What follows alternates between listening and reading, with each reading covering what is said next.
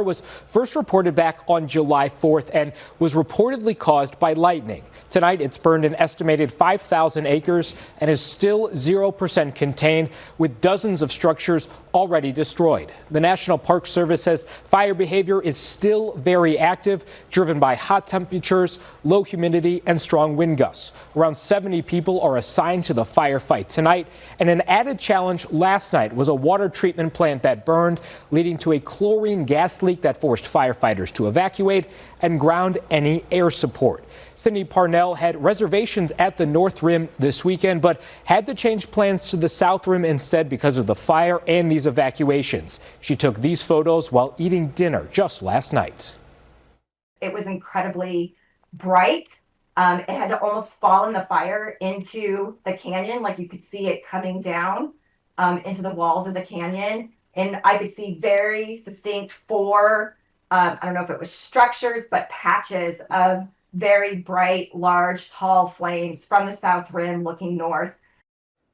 And among the structures that have burned, the historic Grand Canyon Lodge. It first opened back in 1928, nearly 100 years ago, but burned down 4 years later from a cigarette fire. It was rebuilt and reopened as the building you see on your screen right now in the mid-1930s. It was the only lodging option inside park boundaries on the North Rim and always had a hard time getting reservations just because of the demand. Now, the loss of the lodge and several historic cabins in the area really devastating for the community. We spoke with a board member of the Grand Canyon Historical Society on the lodge's importance.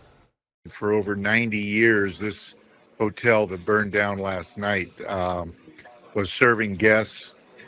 Only about 1 in 10 people who see the Grand Canyon see it from the North Rim.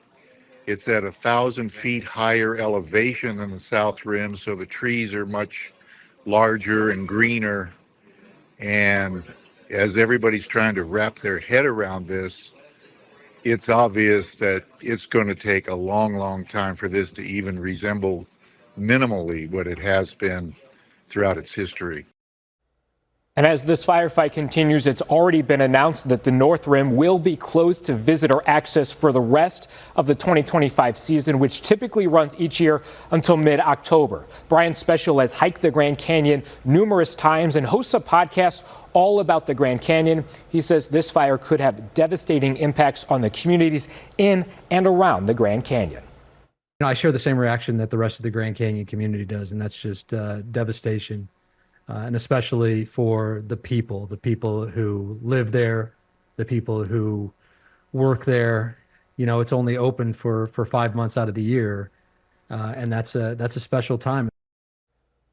And a lot of reaction has been pouring in, including from Governor Katie Hobbs, who says that her heart goes out to every person who's been impacted by the Dragon Bravo fire. In that statement, the governor is also demanding answers into how this all could happen. The governor says the federal government chose to manage this fire as a controlled burn during the driest and hottest part of our Arizona summer, and is now asking for an independent investigation into that decision that led to what she calls a devastating outcome. Now, that firefight again continuing tonight and into tomorrow, and a complex incident management team has been ordered and will take over command in the fight against the Dragon Bravo fire starting tomorrow.